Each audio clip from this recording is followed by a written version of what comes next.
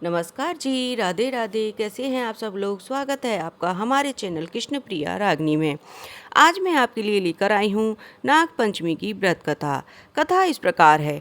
प्राचीन समय की बात है, एक गांव में एक किसान अपने परिवार के साथ रहता था।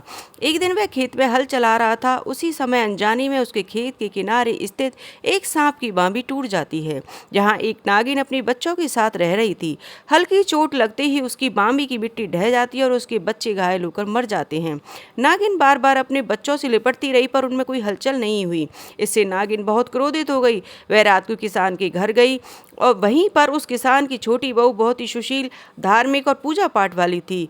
जब वो सो रही थी तो उसे कुछ सरसराहट सुनाई दी। वह बाहर आई तो उसे सांप के रेंगने के निशान दिखे। वह घबरा गई। जब वह सुबह जागी तो उसने देखा कि उसकी सास बहुत जोर जोर से रो रही थी। उसने देखा कि उसके ससुर और सभी देवर जेठ मृत पड़े हैं। उसका पति उस दिन बाहर गया था, इसलिए वह बच गया। बहू को समझ में नहीं आ रहा था कि क्या हुआ, जो सब मृत हो गए। फिर उसे रात की बात याद आई और वह रोने लगी। तभी एक वृद्ध ब्राह्मणी आती है और उससे कहती है, पुत्री, तेरे ससुर से खेत में बांबी अनजाने में टूट गई है और वहाँ रहने वाली नागिन के बच्चे मर गए। नागिन ने अपना बदला ले लिया। तेरा पति बाहर था इसलिए बच गया।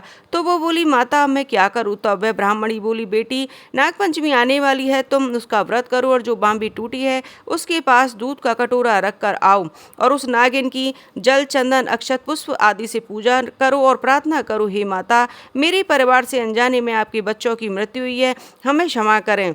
और वह वही भूखी प्यासी रहकर प्रार्थना करती रही। नाग देवी प्रकट हुई, बोली, पुत्री, मैं तेरी सच्ची भक्ति से प्रसन्न हूँ, जा, तेरा परिवार फिर से हरा भरा हो जाएगा। और नाग माता आशीर्वाद देकर चली गईं।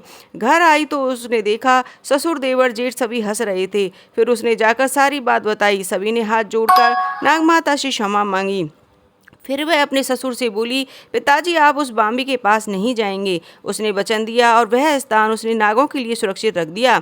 इस प्रकार परिवार में फिर से खुशियां लौट आईं। तभी से मान्यता है, नाग पंचमी पर नागों की पूजा, व्रत और कथा सुनने से नाग देवता परिवार की रक्षा करती है और घर में खुशहाली आती है।